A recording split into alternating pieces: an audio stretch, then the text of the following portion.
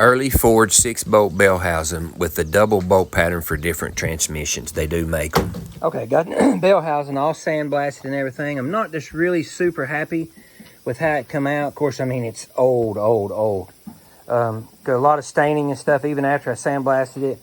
So I'm going to put a ceramic coating on it that'll make it look like it's natural.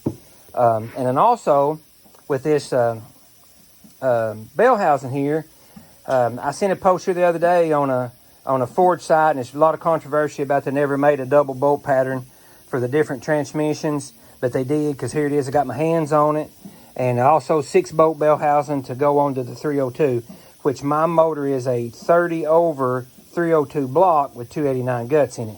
So if anybody's interested in that, there's your part number on it. There shows the Ford on it, and there's a number on it. So they do make a double bolt pattern 6-bolt bell housing.